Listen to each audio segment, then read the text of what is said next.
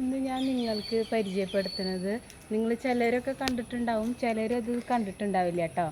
ഇതൊരു ഔഷധ ചെടി എന്ന് പറയാൻ പറ്റില്ല, മരമാണ് കേട്ടോ. കണ്ടോ, ദന്തപ്പാല എന്ന് പറയും. അതായത് ഇത് അല്ല, ഞങ്ങൾക്കിത് അറിയില്ലായിരുന്നു കേട്ടോ. ഞങ്ങളിവിടെ താമസിക്കാൻ തുടങ്ങിയിട്ട് കുറേ ആയിട്ടുണ്ട്.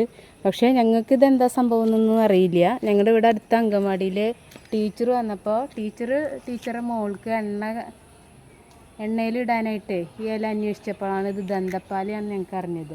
അതായത് ഈ ഇല പൊട്ടിച്ചിട്ട് നമ്മൾ പച്ച വെളിച്ചെണ്ണയിൽ ഇട്ടിട്ട് വെയിലത്ത് വെച്ചിട്ട് ഒന്ന് ചൂടാക്കി എടുക്കുക.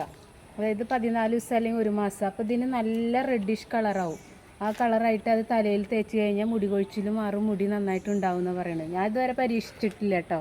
ആ ടീച്ചർ അത് കൊണ്ടുപോകാറുണ്ട് സ്ഥിരമായിട്ട്. അപ്പോൾ ഇത് നന്നായി നല്ല വെയിലുള്ളപ്പോൾ ഇത് വെളിച്ചെണ്ണയിലിട്ടിട്ട് വെയിലത്ത് വെച്ചിട്ടുണ്ടെങ്കിൽ നല്ല കളറാവും. നമ്മൾ ഒരു തൈലത്തിൻ്റെ ഒക്കെ ഒരു റെഡ് കളർ പോലെ, തൈലത്തിൻ്റെ റെഡ് അല്ല, അങ്ങനത്തെ ഒരു നന്നായി വെയിലത്ത് വയ്ക്കുമ്പോൾ അങ്ങനത്തെ ഒരു ബ്ലാക്ക് കളറാവും ചെയ്യും. അതാണ് ഇന്ന് നിങ്ങൾക്ക് മുന്നിൽ പരിചയപ്പെടുത്തുന്ന ഒരു ഇല. നിങ്ങൾക്കിതറിയോ?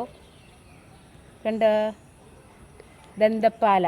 നമുക്ക് ആകെ കൂടി അറിയണത് ഒരു പാലയുണ്ട്, യക്ഷിപ്പാല.